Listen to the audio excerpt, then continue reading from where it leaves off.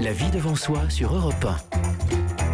Isabelle Quenin. Quand elle entre dans le studio, les chakras s'ouvrent et les planètes s'alignent. Anne Cazobon, bonjour. Namasté.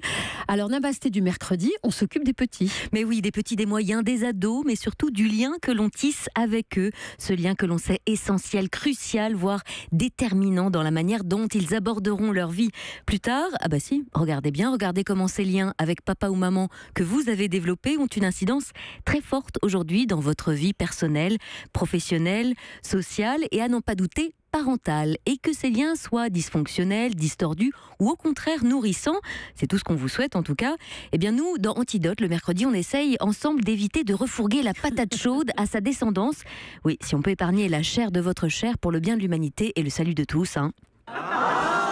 Oui, mais pas si vite, c'est loin d'être aussi simple. Il suffit juste de regarder tout autour de vous parce que vous en avez sûrement une. Vous savez, cette mère de famille qui fait semblant de ne pas voir ses 3 enfants en larmes à ses pieds, qui lui réclament des câlins depuis 30 minutes et qui transforme votre pseudo-conversation en un coup de fil sous un tunnel, vous savez. Où ça ne capte pas. Voilà. Lorsque vous lui faites remarquer que ses enfants la réclament, elle vous lâche d'un air un peu détaché. Oh, tu comprends, faut les habituer, hein, la vie est dure, je serai pas tout le temps là pour les consoler.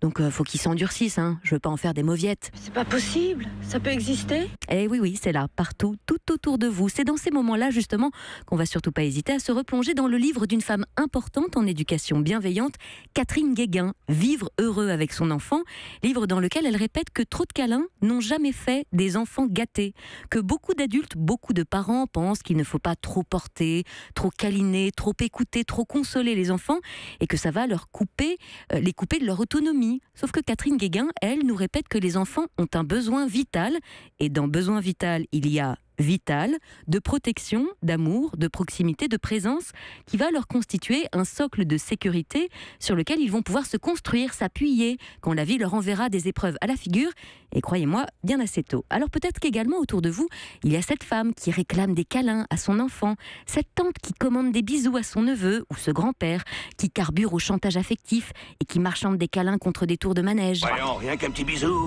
Non, surtout pas, tu piques, papy. Alors je vois qu'on a besoin de revoir quelques fondamentaux.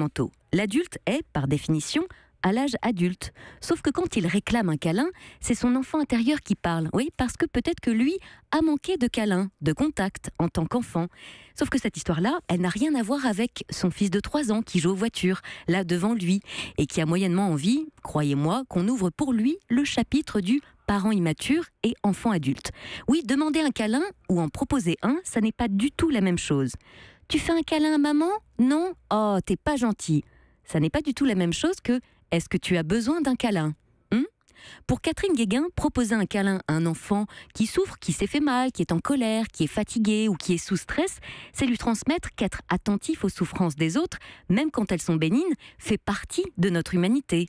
Enfin, si vous vous demandez quel est le bon chrono pour un câlin, quel est le bon timing, combien de temps il faut que ça dure, eh bien, arrêtez de tergiverser tout de suite, parce que la réponse, c'est votre enfant qui l'a.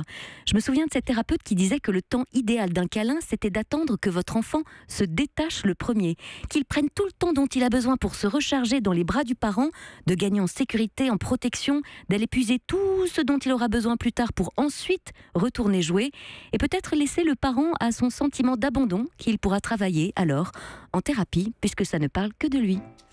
Merci Anne, on vous retrouve bien sûr demain. On se retrouve tous demain pour une nouvelle édition de La vie devant soi. Europe.